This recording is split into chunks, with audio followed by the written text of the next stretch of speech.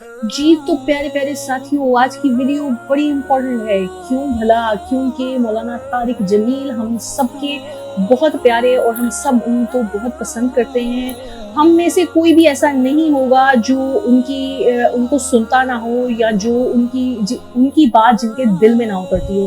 तो आज की हमारी वीडियो मौलाना तारिक जमील के बारे में ही है। उम्मीद करती हूँ आप लोगों को अच्छी लगेगी। आज हम रिएक्शन देने जा रहे हैं वीडियो पे जिसका टाइटल है इंजीनियर मोहम्मद अली मिर्जा अबाउट मौलाना तारिक जमील।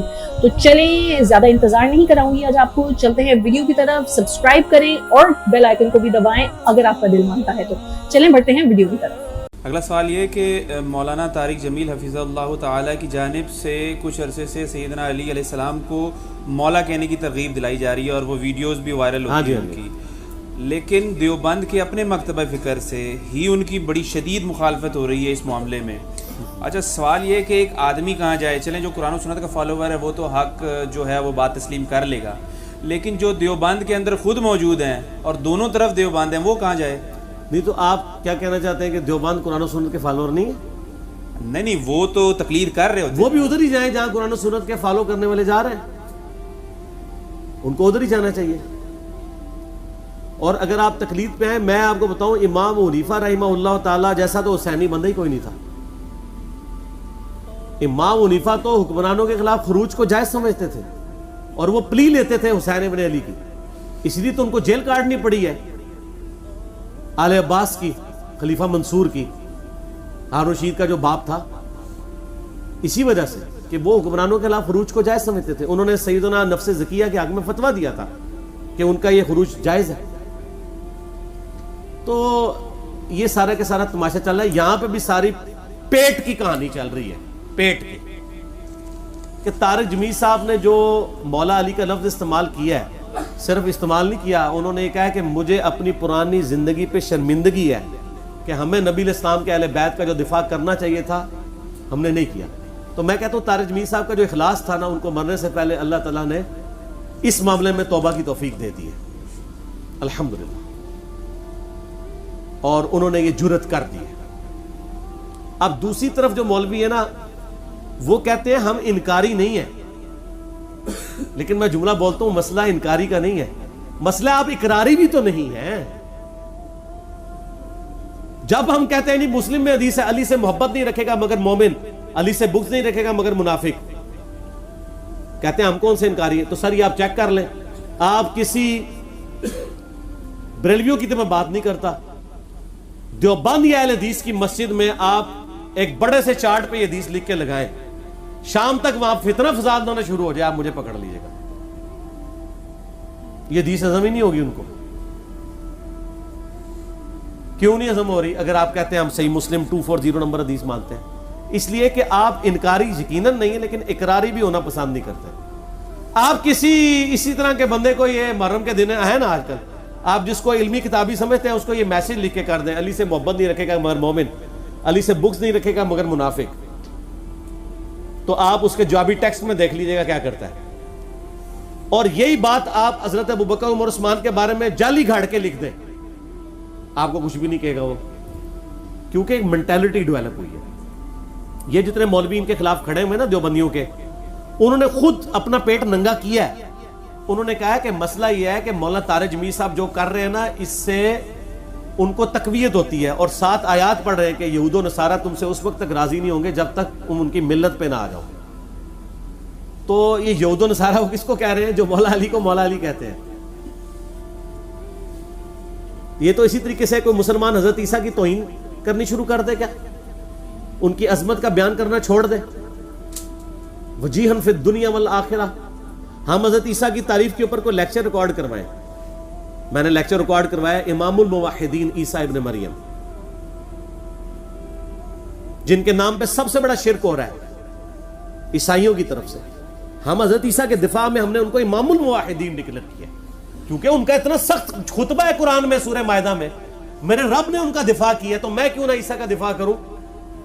अल्लाह ताला फरमाता है लक़द कफ़र अल्लज़ीना क़ालू इन्नल्लाहा हुवल मसीह इब्न मरियम, काफिर तो वो लोग हैं बेशक जो कह रहे हैं कि अल्लाह ही ईसा इब्न मरियम है और ईसा इब्न मरियम ही अल्लाह है। वक़ाल अल मसीह, जबकि मसीह तो कहा करते थे या बनी इसराइल, اے یعقوب کی اولاد، اے بنی اسرائیل، اعبدوا اللہ ربی و ربکم، اس کی عبادت کرو جو میرا بھی رب ہے تمہارا بھی رب ہے.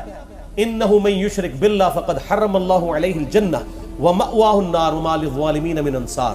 سورۃ المائدہ آیت نمبر 72. بے شک جو کوئی اللہ کے ساتھ شرک کرے گا اللہ نے اس پہ جنت حرام کر دی، اس کا ٹھکانہ جہنم ہے، وہ جہنم میں جائے گا اور وہاں اس کا کوئی مددگار نہیں ہوگا. یہ جو آیت ہے یہ حضرت عیسیٰ علیہ السلام کی تقریر ہے جو اللہ نے نقل کی ہے. اللہ صفائیاں دے رہا ہے کہ عیسیٰ ایسے نہیں تھے. تو میں بھی ان دیوبندیوں کے مفتیوں سے کہتا ہوں کہ علی ابن ابی طالب سے دشمنی چھوڑ دو. علی کے نام پہ جو کچھ کوئی غلط کر رہا ہے اس کو برا کہو. تمہیں تو علی کو فرنٹ سے اون کرنا چاہیے، مولا علی کہنا چاہیے. اور طارق میر صاحب نے ٹیکنیکل بات صحیح کی تھی. انہوں نے کہا ہم حضرت ابوبکر کا نام ابوبکر تو نہیں، صدیق بھی ساتھ بولتے ہیں، حضرت عمر کے ساتھ فاروق بولتے ہیں، حضرت عثمان کے ساتھ غنی بولتے ہیں، تو علی کے ساتھ مولا بولنا چاہیے، ان کا حق ہے. اب وہ ظاہر ہے ان کو پتہ ہے حدیث متواتر ہے، دیوبندیوں کو بھی. مسند احمد میں، جامعہ ترمذی میں، سنن کبریٰ جو ہے وہ للنسائی کے اندر، المستدرک للحاکم کے اندر، من کنت مولاہ فہذا علی مولاہ، جس کا مولا میں اس کا مولا علی. اور مولا کا مطلب دلی محبوب بھی، آقا بھی. غلام والا معنی یہاں پہ نہیں آئے گا کیونکہ نبی السلام اپنے بارے میں کہہ رہے ہیں جس کا مولا میں. اور ساتھ آیت پڑھ رہے ہیں النبی اولیٰ بالمؤمنین من انفسہم وازواجہم امہاتہم، نبی مومنین کی جانوں سے بڑھ کے ان پہ حق رکھتے ہیں، اور نبی کی بیویاں امت کی مائیں ہیں. تو آپ نے اپنا حق جتا کے کہا کہ میرا اتنا حق ہے، میں تمہارا آقا ہوں، مولا ہوں. تو اب من کنت مولاہ فہذا علی مولاہ، جو مجھے آقا مانتا ہے وہ علی کو بھی مانے.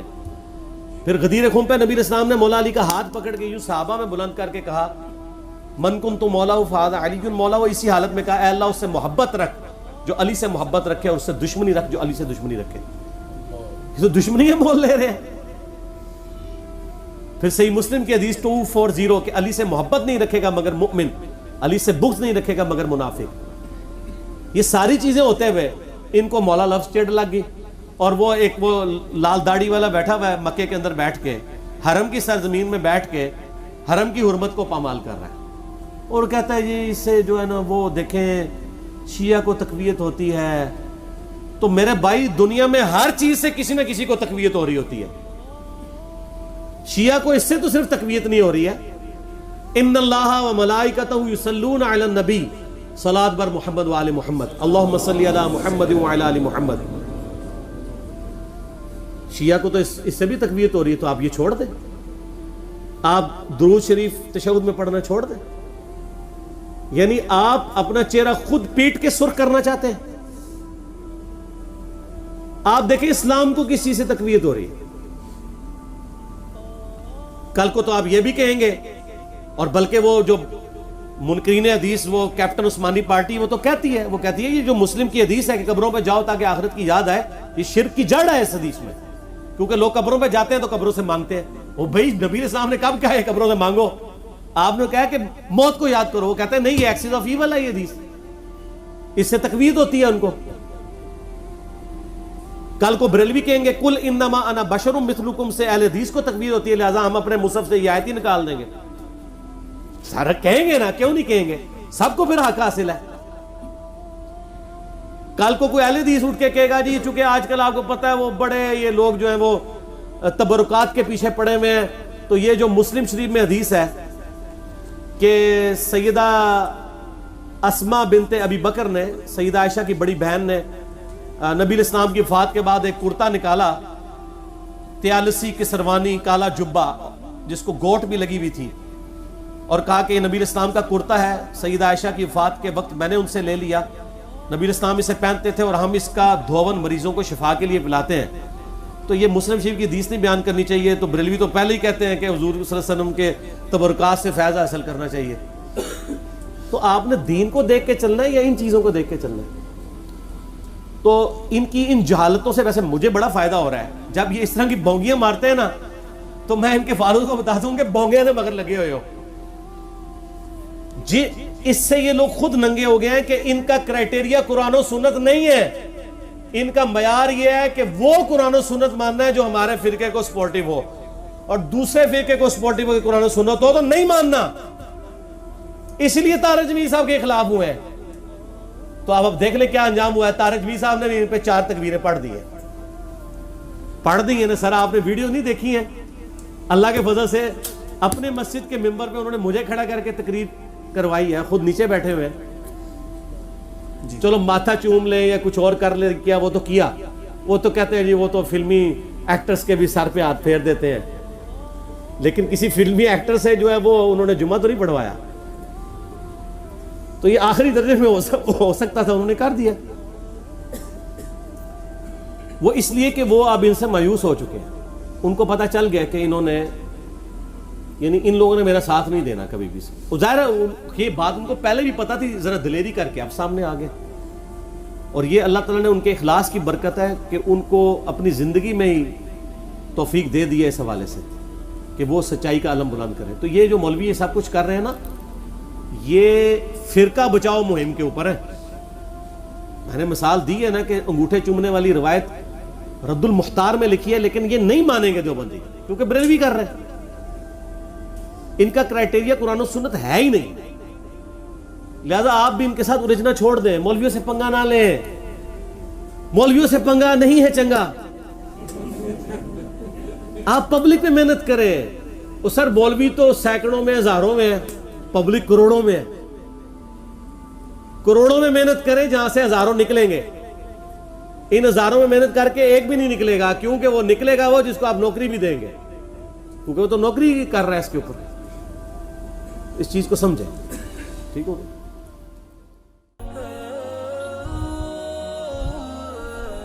جی تو پیارے ساتھیوں, امید کرتی ہوں آپ لوگوں کو ویڈیو اچھی لگی ہوگی. یقیناً اس ویڈیو میں کچھ ایسا نہیں تھا کہ آپ کو ناپسند آئے, تو فٹافٹ سے ویڈیو کو لائک کر دیں اور اپنے فرینڈز اینڈ فیملی کے ساتھ شیئر بھی کر دیا کریں, کمنٹس بھی کیا کریں. لازمی مجھے بتایا کریں کہ ٹاپک کیسا لگا, آپ کو ویڈیو کیسی لگی, تاکہ مجھے پتا چلتا رہے کہ ہاں کوئی اس میں بہتری آ رہی ہے یا نہیں آ رہی ہے. پیارے ساتھیوں, مولانا طارق جمیل ایک ایسا نام ہے کہ سنتے ہی فیس پر ایک اسمائل سی آ جاتی ہے, کیونکہ میں نے کبھی نہیں دیکھا کہ انہوں نے اپنی کسی بھی بات میں, کسی بھی ان کے ٹاپک میں کسی کی دل آزاری ہوئی ہو. میں نے کبھی نہیں دیکھا کہ انہوں نے کسی کے ساتھ اونچے لہجے میں بات کی ہو یا کسی کے اگینسٹ کوئی بات کی ہو. بڑے پیار سے سمجھاتے ہیں, بڑے اچھے طریقے سے سمجھاتے ہیں.